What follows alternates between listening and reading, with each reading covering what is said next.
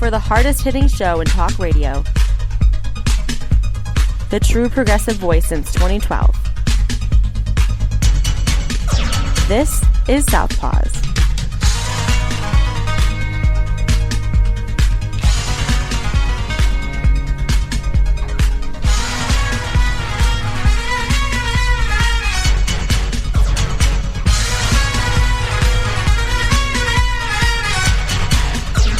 And welcome to Southpaws on the Pacifica Radio Network. We are the leaders of the revolution. I'm Darren Gibson, your host today. We have an update to the Trump Georgia 2020 election interference case. We will talk about that today. We also have to talk about the possible ban of Tik Tok. I'll give you my feelings on that. We also have to talk about Ottawa Impact and the latest happenings in Ottawa County, Michigan. Mississippi has the nation's worst infant mortality rate and what they're going to try and do to combat that, plus whatever else we can fit in an hour. But right now, let's go ahead and tell you about how you can follow us on social media. You can do so by going to facebook.com/Southpaws Radio Show. You can follow us on X, the former Twitter, at Southpaws Radio. You can follow us on Tumblr, southpawsradioshow.tumblr.com. You can follow us on YouTube and Mastodon by doing a search for Southpaws Radio. You can become a patron of the show by going to patreon.com/Southpaws Radio. We appreciate you doing that. You can listen to the show anytime at Apple Podcasts, Spreaker, Google Podcasts, Podcast Addict, Podvine, and Pandora by doing a search for Southpaws. Once you found our logo, you found us. Of course, we know the Google podcast platform is going away, so we encourage you to switch over to either Spreaker or Apple Podcasts. That helps us out in a lot of ways. We send links to our weekly episodes to our Facebook, X, Tumblr, YouTube, and Mastodon accounts.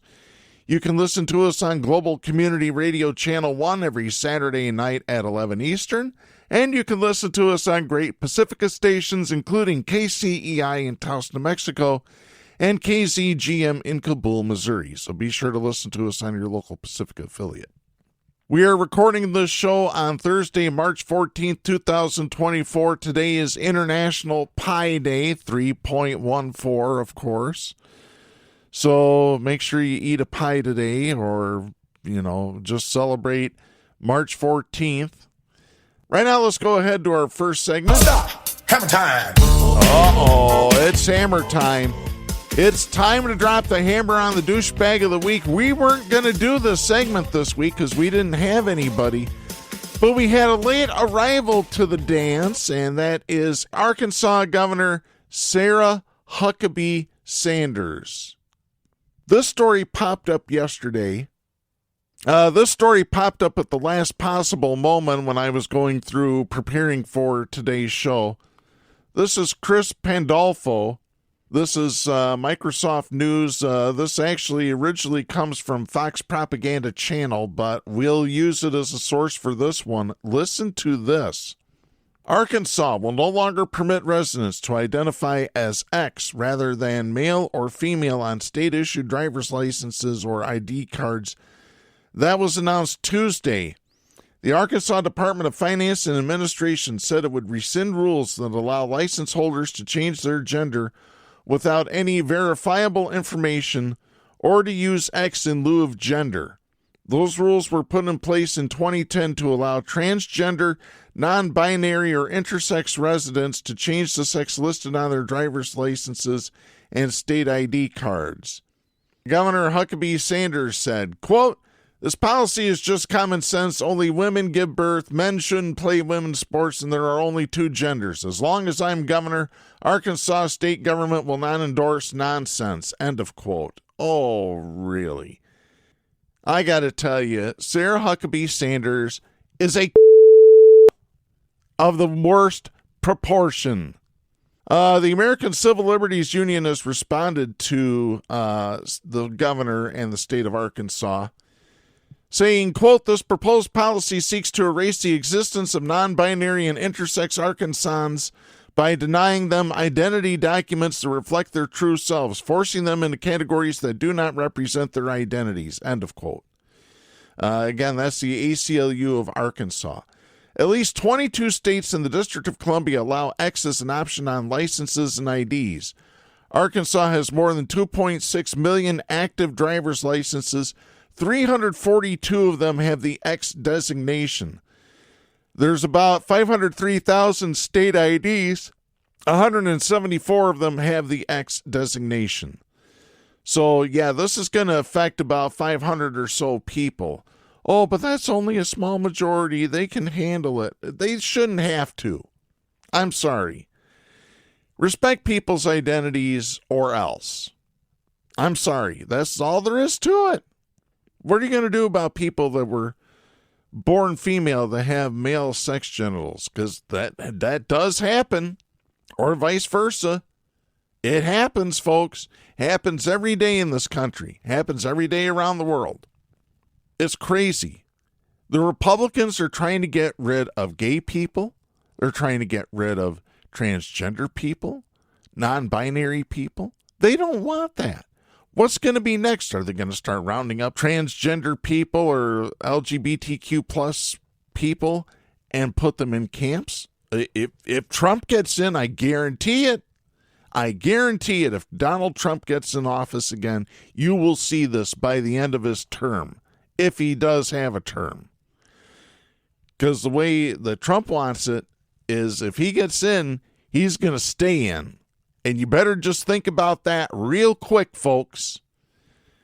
If Donald Trump gets in, he's going to do everything within his power to stay in office because he is a narcissist. He is a lunatic. He is a psychopath. Absolutely unbelievable. So to Sarah Huckabee Sanders, we have this message for you. Don't be a douchebag. Yeah, you got that right. I know you can't help it, Sarah. I know you really just can't help it, but please try not to be so douchey. Unreal. I can't stand her. All right, let's get into our first story here. This is Kate Brumback and Alana Durkin Richard writing for the Associated Press. This is dated March 13th out of Atlanta. The judge overseeing the Georgia 2020 election interference case on Wednesday dismissed some of the charges against Donald Trump and others, but the rest of the sweeping racketeering indictment remains intact. Again, in this story, they refer to Trump as former president. We don't do that on this show. Fulton County Superior Court Judge Scott McAfee wrote in an order that 6 of the counts in the indictment must be quashed, including 3 against Trump, the presumptive 2024 Republican presidential nominee. But he left in place other counts, including 10 facing Trump, and said prosecutors could seek a new indictment on the charges he dismissed.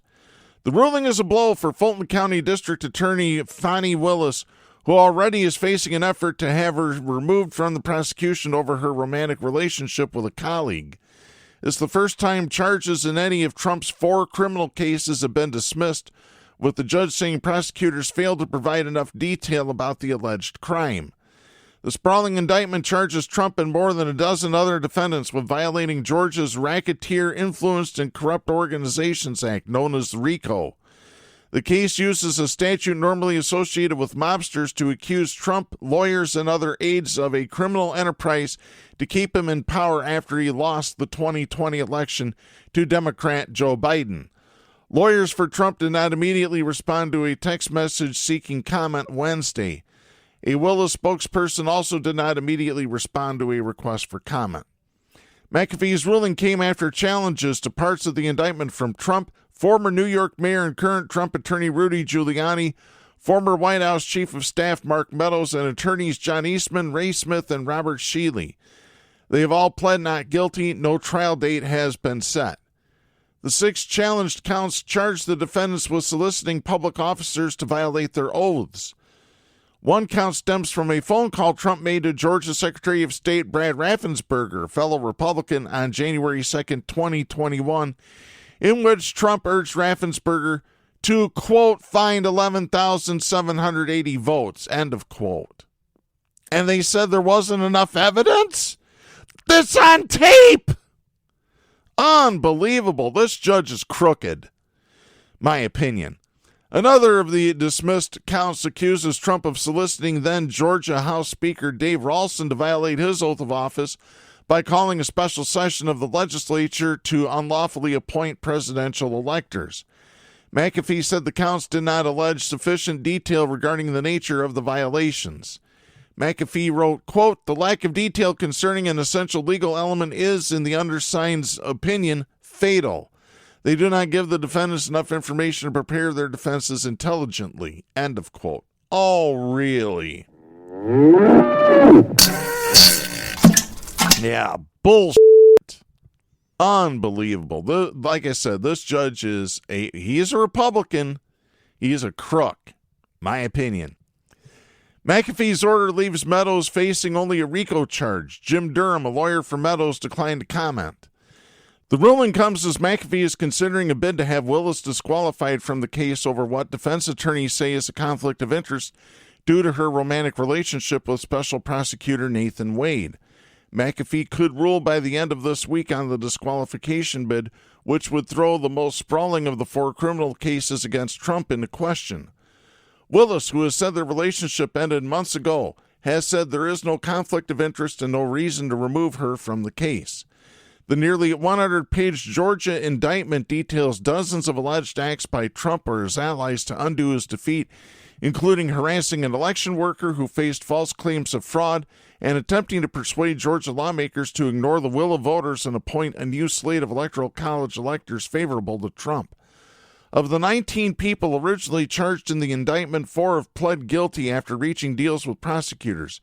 They include prominent Trump allies and attorneys Sidney Powell and Kenneth Chesborough. The Georgia case covers some of the same ground as the federal case in Washington brought by special counsel Jake Smith that charges Trump with conspiring to overturn his election loss in a desperate bid to stay in power. Trump is charged separately by Smith with hoarding classified documents at his Mar-a-Lago estate and thwarting government efforts to retrieve them. Trump is scheduled to go on trial later this month in New York in a case accusing him of falsifying his company's internal records to hide the true nature of payments to a former lawyer who helped Trump bury negative stories during his 2016 presidential campaign. So there's the latest on that. Right now, we're going to switch gears and we're going to start talking about TikTok and the potential ban against TikTok that's coming. This is Kevin Frecking writing for the Associated Press. This is dated March 13th out of Washington. The House on Wednesday passed a bill that would lead to a nationwide ban of the popular video app TikTok if its China-based owner doesn't sell, as lawmakers acted on concerns that the company's current ownership structure is a national security threat. The bill, passed by a vote of 352 to 65, now goes to the Senate where its prospects are unclear.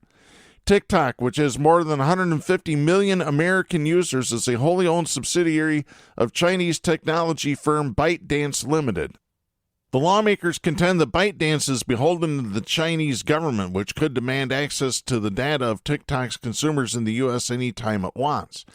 The worry stems from a set of Chinese national security laws that compel organizations to assist with intelligence gathering. Representative Kathy McMorris Rogers, Republican of Washington, said, quote, "We have given TikTok a clear choice. Separate from your parent company ByteDance, which is beholden to the CCP, the Chinese Communist Party, and remain operational in the United States, or side with the CCP and face the consequences. The choice is TikTok's," end of quote. House passage of the bill is only the first step. The Senate would also need to pass the measure for it to become law. And lawmakers in that chamber indicated it would undergo a thorough review. Senate Majority Leader Chuck Schumer, Democrat of New York, said he'll have to consult with relevant committee chairs to determine the bill's path. President Biden has said if Congress passes the measure, he will sign it. The House vote is poised to open a new front in the long-running feud between lawmakers and the tech industry. Members of Congress have long been critical of tech platforms and their expansive influence, often clashing with executives over industry practices. But by targeting TikTok, lawmakers are singling out a platform popular with millions of people, many of whom skew younger, just months before an election. Opposition to the bill was also bipartisan. Some Republicans said the U.S. should warn consumers if there are data privacy and propaganda concerns, While some Democrats voiced concerns about the impact a ban would have on its millions of users in the U.S., many of which are entrepreneurs and business owners. Representative Tom McClintock, Republican of California, said, quote, "The answer to authoritarianism is not more authoritarianism. The answer to CCP-style propaganda is not CCP-style oppression. Let us slow down before we blunder down this very steep and slippery slope." End of quote. Ahead of the House vote, a top national security official in the Biden administration held a closed-door briefing Tuesday with lawmakers to discuss TikTok and the national security implications. Lawmakers are balancing those security concerns against a desire not to limit free speech online. Representative Mike Gallagher, the bill's author, said this as he emerged from the briefing, quote, "What we've tried to do here is be very thoughtful and deliberate about the need to force a divestiture of TikTok without granting any authority to the executive branch to regulate content or go after any American company." End of quote. TikTok has long denied that it could be used as a tool of the Chinese government. The company has said it has never shared U.S. user data with Chinese authorities and won't do so if it's asked. To date, the U.S. government has not provided any evidence that shows TikTok shared such information with Chinese authorities. The platform has about 170 million users in the U.S. The security briefing seemed to change few minds, instead solidifying the views of both sides. Representative Nick LaLotta, Republican of New York, said, quote, "We have a national security obligation to prevent America's most strategic adversary from being so involved in our lives." End of quote. But Representative Robert Garcia, Democrat of California, said no information has been shared with him that convinces him TikTok is a national security threat. He said, quote, "My opinion leaving that briefing has not changed at all. This idea that we're going to ban essentially entrepreneurs, small business owners, the main way how young people actually communicate with each other is, to me, insane." End of quote. Representative Sarah Jacobs, Democrat of California, said, quote, "Not a single thing that we heard in today's classified briefing was unique to TikTok. It was things that happen on every single social media platform." End of quote. Republican lawmakers have moved quickly to bring up the bill after its introduction last week. A House committee approved the legislation unanimously on a 50 vote, even after their offices were inundated with calls from TikTok users demanding they drop the effort. Some offices even shut off their phones because of the onslaught. Lawmakers in both parties are anxious to confront China on a range of issues. The House formed a special committee to focus on China-related issues, and Schumer directed committee chairs to begin working with Republicans on a bipartisan China competition bill. Senators are expressing an openness to the bill, but suggested they don't want to rush ahead. Senator Ron Wyden, Democrat of Oregon, said, quote, "It is not for me a redeeming quality that you're moving very fast in technology because the history shows you make a lot of mistakes." End of quote. In pushing ahead with the legislation, House Republicans are also creating rare daylight between themselves and Donald Trump as he seeks another term in the White House. Trump has voiced his opposition to the effort. He said Monday that he still believes TikTok poses a national security risk, but is opposed to banning the hugely popular app because doing so would help its rival Facebook, which he continues to lambaste over his 2020 election loss. Trump attempted to ban TikTok through an executive order that called the spread in the United States of mobile applications developed and owned by companies in the People's Republic of China a threat to the national security, foreign policy, and economy of the United States. End of quote. The courts, however, blocked the action after TikTok sued, arguing such actions would violate free speech and due process rights. There's my concern with it. You're violating free speech. You're getting rid of an entire platform because of who owns it? Is that really where we want to go in this country? I mean, really, think about it. This is where we're at. I don't know. I don't know if you want to do this. Yeah, so I'm on the fence about TikTok. Now, this has made for some very strange bedfellows as far as opposition to banning TikTok. Among them, Representative Marjorie Taylor Greene of Georgia and Representative Ilhan Omar, Democrat of Minnesota. They're on the same page on this one. So we'll see what happens with the Senate. The Senate's going to definitely take their time. Right now, let's get to our next story here. This is Emily Wagster Pettis writing for the Associated Press. This is dated March 13th out of Jackson, Mississippi. Listen to this, folks. Apparently, the Republicans have decided that fetuses are important. A new Mississippi law will allow earlier Medicaid coverage for pregnant women in an effort to improve health outcomes for mothers and babies in a poor state with the worst rate of infant mortality in the U.S. The presumptive eligibility legislation signed Tuesday by Republican Governor Tate Reeves will become law July 1st. It says Medicaid will pay for a pregnant woman's outpatient medical care for up to 60 days while her application for the government-funded insurance program is being considered. Processing Medicaid applications can take weeks, and physicians say early prenatal care is vital. The advocacy group Mississippi Black Women's Roundtable praised the new law, which passed the Republican-controlled legislature with bipartisan support. The group said in a statement, quote, "This represents a significant step forward in the effort to create better health for women and their families," end of quote. Black infants in Mississippi were nearly twice as likely as white ones to die over the past decade, according to a report unveiled January 18th by the State Department of Health. Presumptive Medicaid eligibility during pregnancy would be based on questions about income asked by health care providers such as county health department workers. If a woman's Medicaid application is ultimately rejected because her income is too high, Medicaid would still pay for services provided during the time of presumptive eligibility. House Medicaid Committee Chairwoman Missy McGee, a Republican from Hattiesburg, said the total cost to the Medicaid program will be just under $600,000 a year. About 41% of births in the U.S. and 57% in Mississippi were financed by Medicaid in 2022, according to the health policy research group KFF. Only Louisiana had a larger share of births covered by Medicaid that year, 61%. In Mississippi, Medicaid coverage for pregnant women 19 and older is based on income. A woman in that age category who has no dependents can receive up to about $29,000 and qualify for Medicaid during pregnancy. One with 3 dependents can get as much as $59,700 and qualify. Mississippi Medicaid coverage is available to all income levels for those who are pregnant and younger than 19. In 2023, Mississippi extended postpartum Medicaid coverage from 2 months to a full year, with Reeves saying the change was part of a, quote, new pro-life agenda, end of quote, to help mothers in a state where abortion is tightly restricted. Yeah,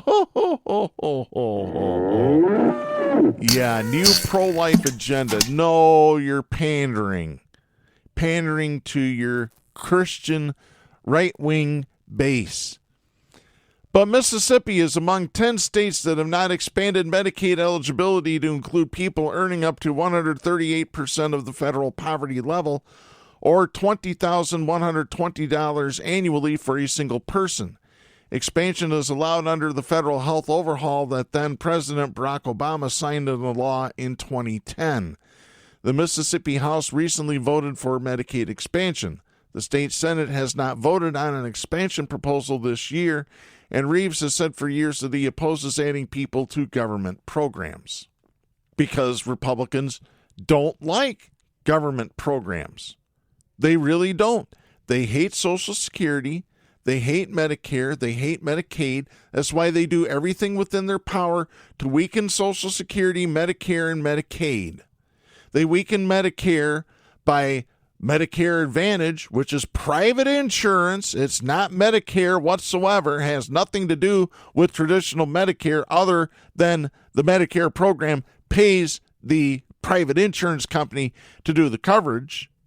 They don't follow the same rules Medicare does. If you need a test, you get a test if you have traditional Medicare. If you have Medicare Advantage, you might get the test and you might not get the test.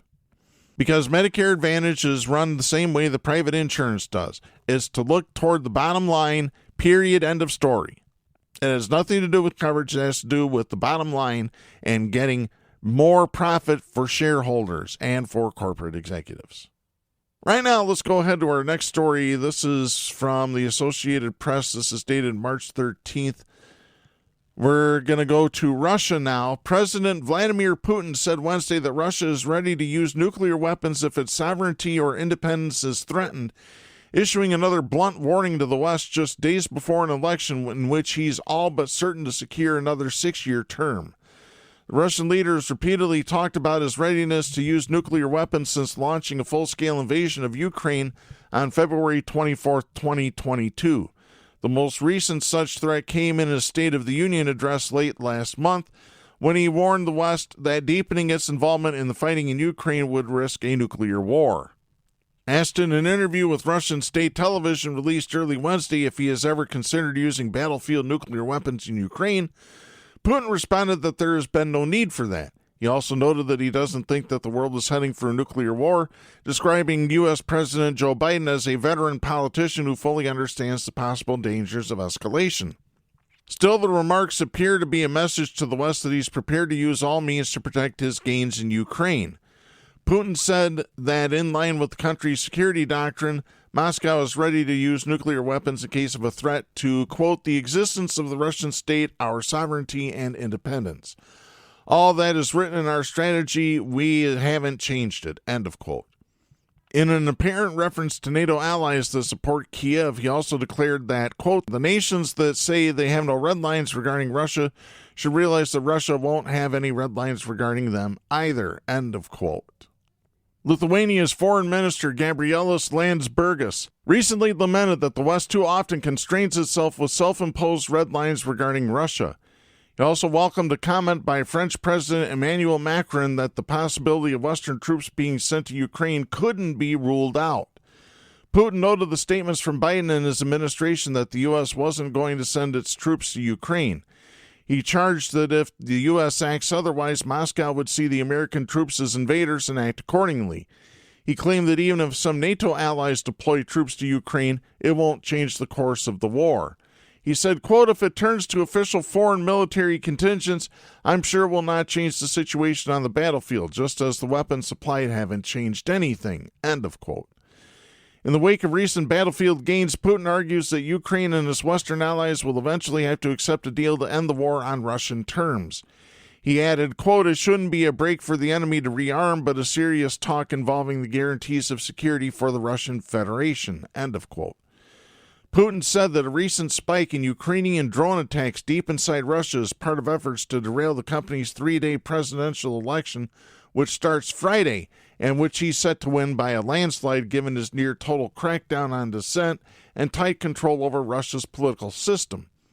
Russian authorities reported another major attack by Ukrainian drones early Wednesday. The Defense Ministry said air defenses downed 58 drones over 6 regions. One of the drones hit an oil refinery in the Ryazan region, injuring at least 2 people and sparking a fire. Another was downed as it was approaching a refinery near St. Petersburg. Along with drone attacks on facilities deep inside Russian territory, Ukrainian forces have launched a series of successful attacks on Russia's naval and air assets in the Black Sea region with sea drones and missiles. The strikes have crippled Moscow's naval capability and forced it to limit its operations in the Black Sea. Earlier this week, Russian media reported that the Russian Navy Chief Admiral Nikolai Yevnemov was fired and replaced with Northern Fleet Commander Alexander Moiseyev. The Kremlin and the Defense Ministry haven't yet confirmed the reshuffle, which Russian commentators linked to the latest Black Sea Fleet's mishaps. Meanwhile, Ukraine reported more Russian attacks early Wednesday. A Russian strike killed 2 people and wounded another 5 in the town of Mironad in the eastern region of Donetsk, about 30 kilometers, about 20 miles from the front line, according to Governor Vadim Filishkin. Local rescuers managed to pull a 13-year-old girl out of the rubble of an apartment building. A 5-story building in the northern city of Sumy was struck by a drone launched from Russia overnight, killing 2 people and wounding 8, according to the regional administration. In Ukrainian President Volodymyr Zelensky's hometown, the death toll from a Russian missile attack the previous night rose to 5. That's according to Governor Serhiy Lysak. He said the 43 people were wounded in Kryvyi Rih, including 12 children, the youngest being a 2-year-old infant. Zelensky said, quote, every day our cities and villages suffer similar attacks. Every day Ukraine loses people because of Russian evil, end of quote. And that's about the truth. Russian evil. And guess who Russia's buddy is? It's Donald John Trump. It ain't Biden, like my middle brother claims. Oh, my God. I had to tell you, my middle brother was over here earlier today, and he started an argument with my mother. My mother started an argument with him, one or the other, about politics, because my mom told him the truth about Trump, that Trump is a psychotic lunatic. So I had to start in on that. Let me just read some of the things that I posted, because I did running commentary on my personal Facebook page. Here's some of the things that my middle brother said. Trump is a human being that has common sense. Oh, my God. There's a lot of black Republicans. Look up Candace Owens is talking about how the Democrats were against the riots in the 60s. So that was the Democrats. It was the Republicans and Southern Democrats who might as well be Republicans. He also told my mom, tell me what good a union does. They're as bad as government. My brother was a member of the laborers union at one point, back when he got out of high school and started working for a living. He was then a member of the American Postal Workers Union until he quit that union, which I don't blame him because they're crooked as a dog's hind leg. But anyways, he continued, Biden wants your guns. Bullshit. Biden doesn't want your guns. He doesn't want your frickin' guns. Here's what else he had to say. When a teacher tells you that you evolved from a monkey, if you go to school and you tell the teacher that you're a Christian, you get laughed out of the classroom. When's the last time you've ever seen that? I don't think you've ever seen that. I sure haven't.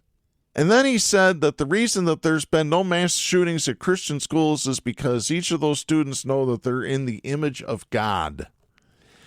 In other words, there's mass shootings in public schools because teachers tell the students that they evolved from monkeys, is where he's getting at with that. Yeah, I'm not making this up, folks. Oh, my God.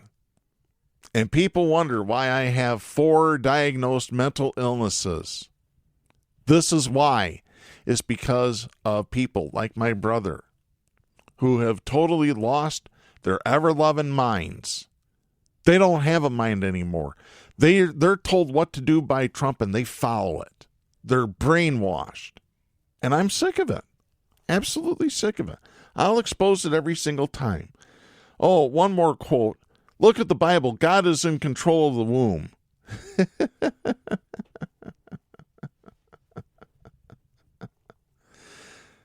Yeah, my brother was in favor of Trump defunding Planned Parenthood, which I gave Trump Douchebag of the Week for. Trump, the most noted Douchebag of the Week winner on this show over the last 12 years. Oh, so, yeah, we'll have to get into that one of these days. Oh. Yeah, I told my mom, I said, after he left, I said, Mom, I told you so. I told you he was a Trump supporter. I told you so, and you didn't believe me. I told you so. So now maybe she'll get with the program. At least I hope she does. I wish she'd change her opinions about Israel. Good Lord. All the old people, I'm just going to say it. I don't care. All the old people that have the idea that Israel is in the right all need to die off. They really do, folks. Really do. You know, the Palestinians were in that land for 2,000 years. 2,000 years. That's their property. That was until Britain and the United Nations gave Palestine over to the Jews in 1947, which you need to look at history. You need to look at your history. Oh, but the Bible says that that's the Jew. I don't get. No. I don't care what a book of fiction written by man to control other men and all women has to say. I don't care. Don't give a f***. I really don't.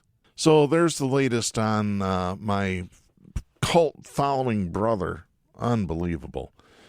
All right, let me get into our next story here. This is Farnoosh Amiri writing for the Associated Press. This is dated March 13th out of Washington.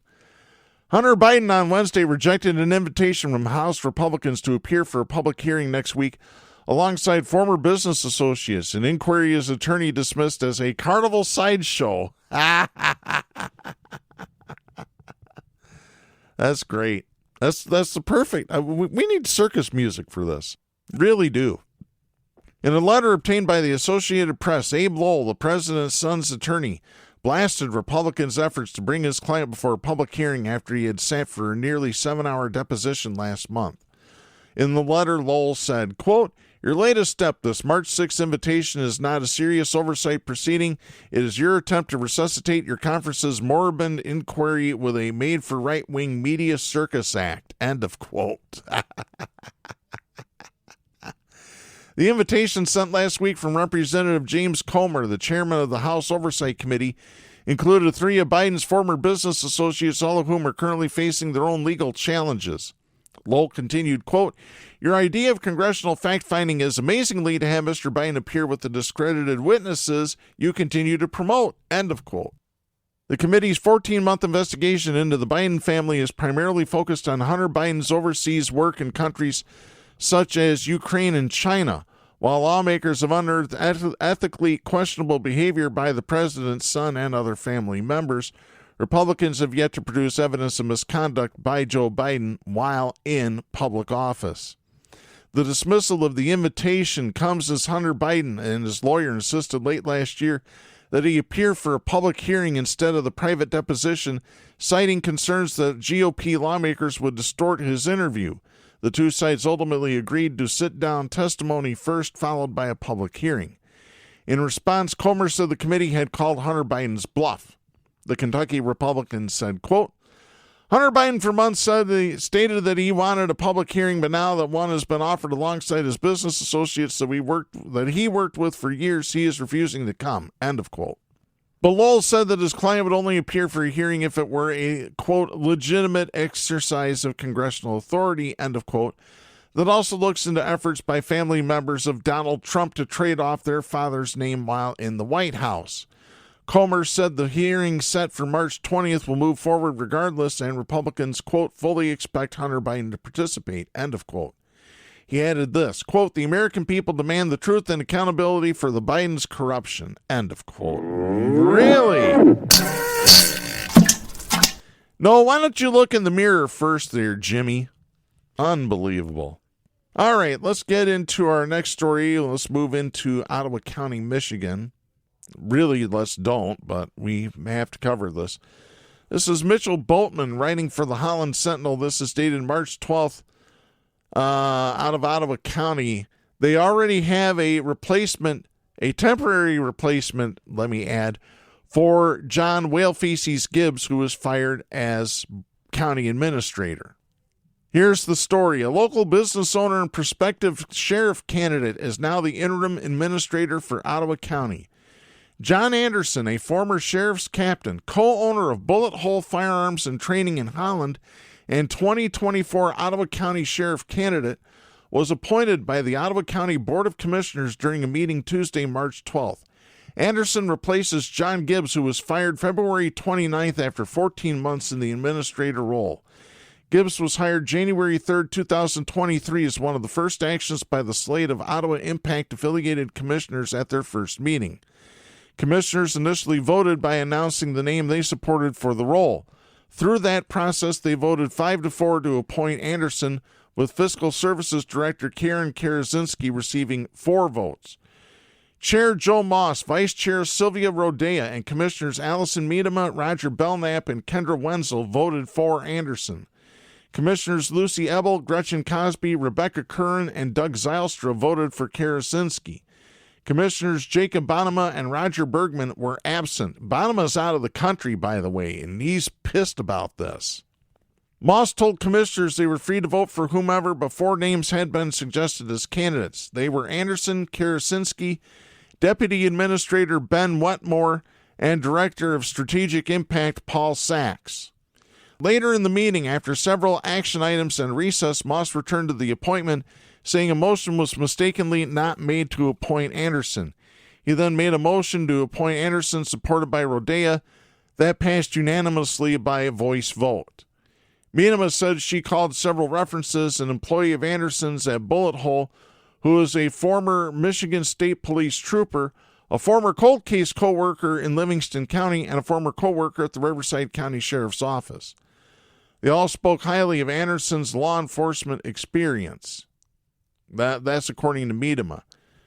Additionally, Miedema said that although she has, quote, the utmost respect for current staff members, end of quote, the current, quote unquote, political atmosphere led to her desire to hire an outside candidate, although she didn't elaborate on what political atmosphere meant. She said, quote, I personally feel that due to the current political atmosphere within parts of the county and government, largely attributed to an ongoing false narrative of media all working in tandem together, it is in the best interest to have a non-current staff member come in from the outside and fill this interim role of county administrator. I also desire to protect the positions and staff relationships that Karen, Paul, and Ben all currently fill in the county. By leaving them in these positions, their work can flow uninterrupted, which in turn benefits the people of the county, end of quote. No, Miedema doesn't give a crap about the people of Ottawa County. None of the OI commissioners do. None of them. Rodea said that Anderson's experience working in Riverside County, California, which includes city and rural areas, was a plus for her. She highlighted Anderson's experience with leadership of large departments, budgets, working grants, and human resources, quote, strategic planning and working with boards and commissions, end of quote. Cosby said she called and asked a series of questions of the interested candidates Monday. Her questions included asking about relationship building, strategic planning, and budgeting. She said, quote, we're very fortunate to have some qualified candidates, end of quote. Zylstra said he preferred a candidate with current financial and organizational knowledge as it relates to the county. He said Karazinski holds that knowledge, that's why he voted for her. Zylstra said, quote, on a short-term basis, she would be a great interim. She's in a unique situation where she has the departmental resources to take on this role and has the current financial and organizational knowledge of Ottawa County to really put that to work, end of quote. Curran, echoing an idea mentioned in public comment, asked if the duties of the role could be distributed among several staff members. Moss said that was considered, but the board is required to appoint one person to the administrator role. Although Bonomo was not at the meeting, he shared his thoughts on the situation via social media Tuesday morning. He wrote that board members received candidate information just before 5 p.m. Friday, March 8th, and that a vote should have been delayed. Bonomo wrote on Facebook, quote, I have numerous questions that I would like to ask the candidates. It is unacceptable to receive such significant information late on a Friday afternoon and then be expected to vote on it the following Tuesday. Rushed decisions often lead to poor outcomes. I urge my fellow colleagues to adhere to good hiring practices by requesting resumes to be submitted to Human Resources for proper vetting and consideration by the Talent and Recruitment Committee. End of quote. Anderson is a retired sheriff's commander from the Riverside County Sheriff's Office in Southern California with 32 years' experience in law enforcement. He has lived in Michigan for 8 years and in Ottawa County for the past 5.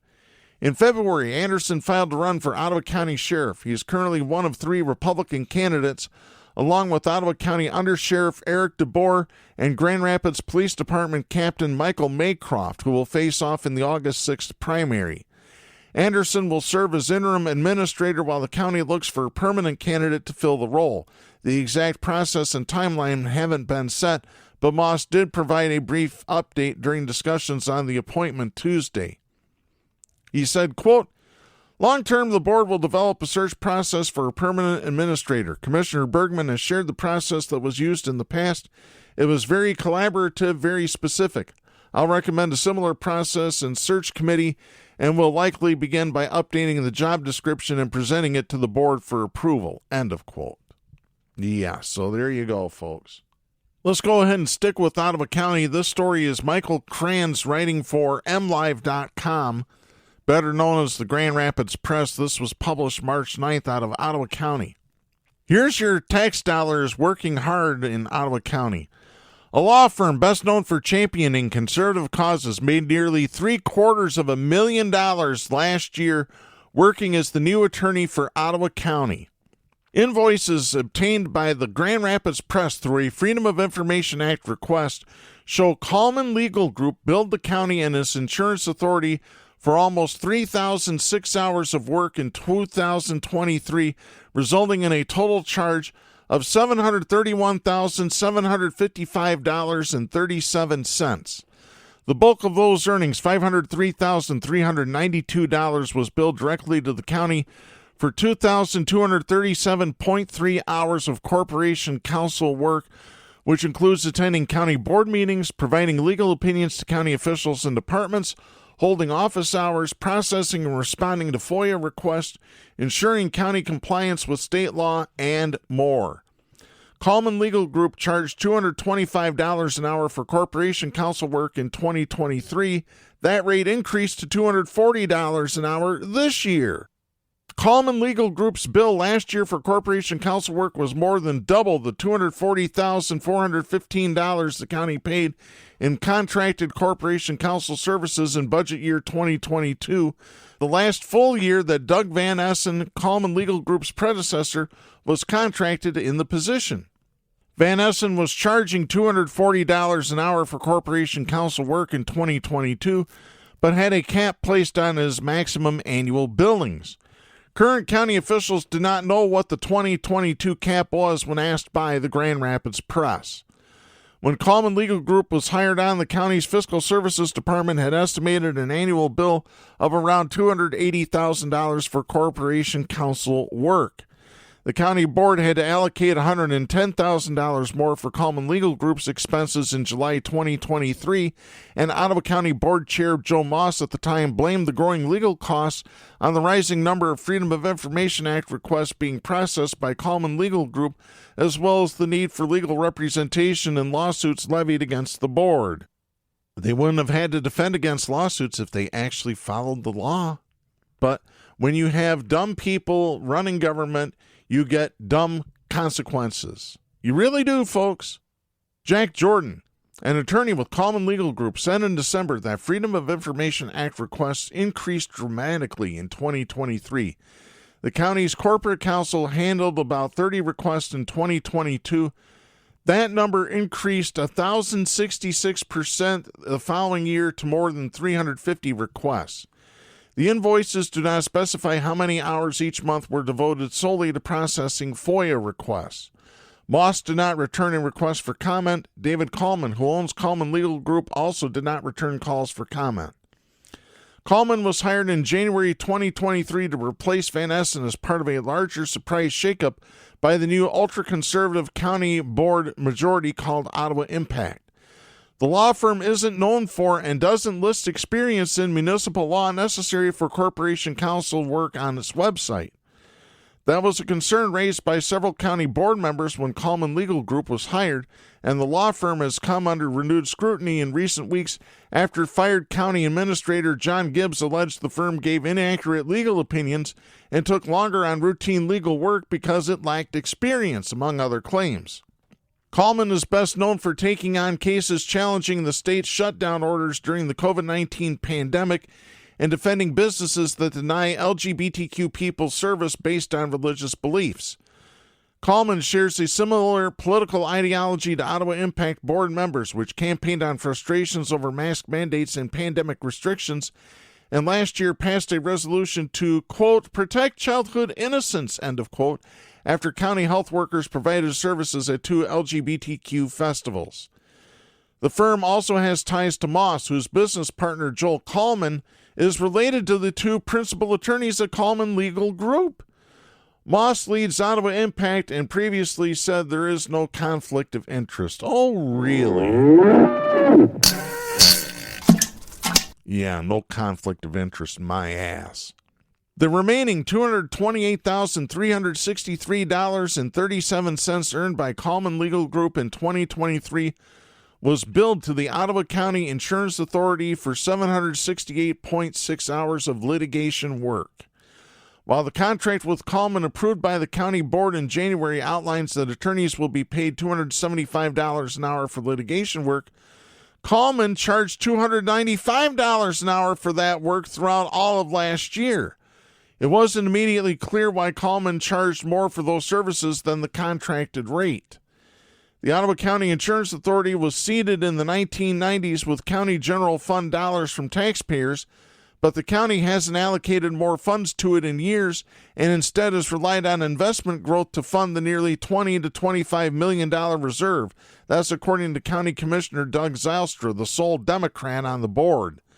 The biggest litigation cost last year was the county's fight against Administrative Health Officer Adeline Hambley's wrongful termination lawsuit, which was brought after Ottawa Impact County Commissioners voted to replace her without cause. Hambley and the county board recently reached a tentative agreement allowing her to keep her job if she drops her lawsuit. Coleman Legal Group billed a total of $172,371.17 for its work in 2023 on the Hambley lawsuit. An additional $60,209.50 worth of work by Coleman attorneys was not billed. The invoices show Coleman claims this attorney's worked an additional 1,491.6 hours last year, resulting in $352,510.50 worth of expenses for both corporation counsel and litigation work that the law firm decided it will not bill the county for. The invoices do not detail what work those unbilled hours were spent on. Instead, each month Coleman Legal Group provided a tally of a number of hours worked by its attorneys and the associated costs that it didn't bill the county for. The invoices do not detail why Coleman Legal Group decided not to bill for those hours. Zylstra has previously advocated for a cap on the amount Coleman Legal Group can charge the county, much like Van Essen had when he was contracted as corporation counsel. When Van Essen was contracted as corporation counsel in 2017, county commissioners implemented a $170,000 cap that, if exceeded, all work beyond that isn't billed. County officials told the Grand Rapids Press that Van Essen's annual cap was likely raised in subsequent years as his hourly rate increased per the contract. Zylstra said he wasn't surprised by the total billed by Coleman Legal Group last year, saying that Van Essen was giving the county a good deal and that now corporation counsel work is being charged closer to market rate.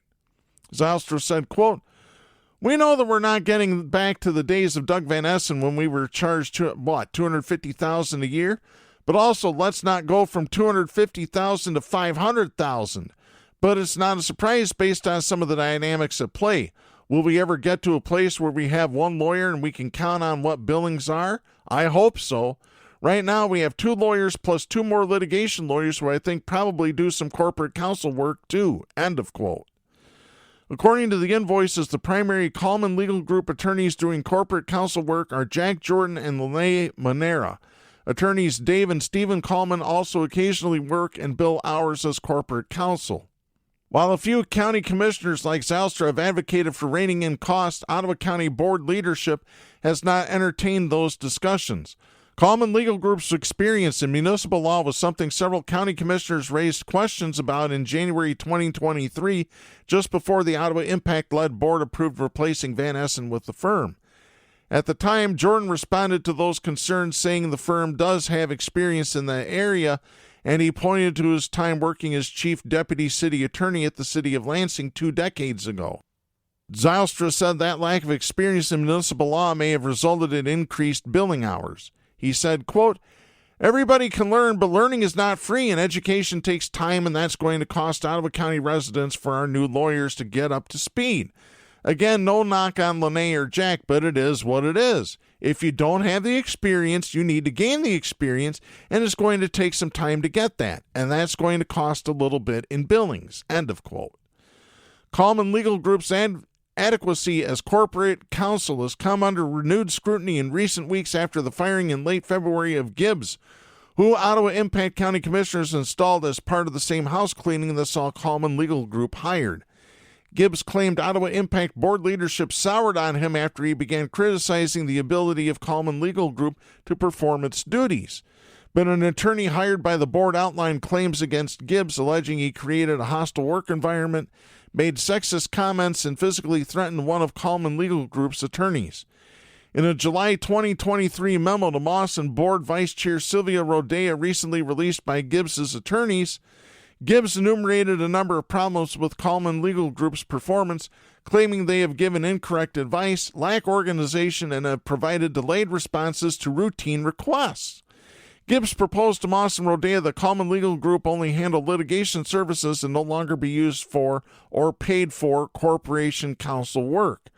Gibbs claimed that Coleman Legal Group's lack of experience in municipal law has caused routine requests to take more time. In the memo, Gibbs wrote, quote, "Counsel lacks experience in municipal law and in the practice of providing legal counsel to government policymakers. This results in standard requests for analysis taking much longer than expected, since counsel must start from scratch when gathering information. It also results in erroneous legal opinions," end of quote. So there you go, folks. That's the latest from Ottawa County. I really quickly want to get to a couple of stories here. The first one has to do back to Donald Trump. This is Larry Neumeister writing for the Associated Press. This is dated March 12th out of New York. A federal judge on Tuesday approved the $92 million bond put up by Donald Trump to ensure that writer E. Jean Carroll will receive a jury award for his verbal attacks against her if it survives appeal. Judge Lewis A. Kaplan formally approved the bond on Tuesday, a day after lawyers agreed there was no argument over it. The bond offered by Trump comes after his lawyers announced that they were appealing the verdict to the Second U.S. Circuit Court of Appeals in Manhattan. Over the weekend at a campaign rally, Trump resumed his attacks on the credibility of the longtime advice columnist, saying she had falsely accused him of raping her in spring 1996 in the dressing room of a luxury department store across the street from Trump Tower. Her lawyer responded to his remarks at the Georgia rally and a Monday television appearance by suggesting that a third defamation lawsuit was possible if Trump's verbal attacks continued. In other words, Trump hasn't learned his lesson yet. He still keeps running his mouth. Trump had all but stopped his public attacks on Carroll in the weeks after the $83.3 million January defamation award by a jury that had been instructed only to assess damages from Trump's 2019 statements while he was president and accept the findings of another Manhattan jury that last May awarded Carroll $5 million. That jury had concluded that Trump defamed Carroll in 2022 and sexually abused her in 1996, though it also found that he had not raped her, according to how rape was defined in New York State. The judge, though, said afterwards that the jury's findings were consistent with how rape is defined in some jurisdictions. Final story comes out of Lansing, Michigan. This is Kyle Davidson writing for the Michigan Advance. This is dated March 13th. Michigan could see changes in how candidates for Attorney General, Secretary of State, and State Supreme Court Justice are nominated if a proposed constitutional amendment makes it onto the November ballot.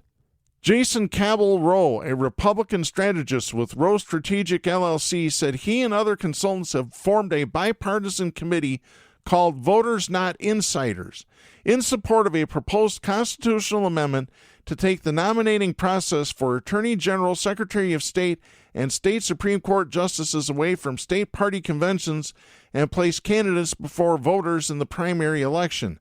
Under Michigan's current system, candidates for these offices are nominated by state party delegates in August every 4 years and are placed before the voters in November. Rose said that while a committee has been formed, the challenge will be getting the proposal on the ballot. He said, quote, "We do not intend to spend several $1 million gathering signatures. We believe this is a common sense reform that has broad appeal within both parties, but also within interest groups and stakeholders across the spectrum. And so our hope is that the legislature would place this on the ballot for November of 2024, end of quote. Well, we'll keep an eye on that proposal. That's going to be it for this week. We'll be back next week. I'm Darren Gibson. For all of us here at Southpaws, please support independent media, the First Amendment, and a woman's right to choose. The stations that carry Southpaws do not necessarily share the opinions expressed on the show. Southpaws is protected by the First Amendment to the U.S. Constitution and is copyrighted by Big D Entertainment. All rights reserved.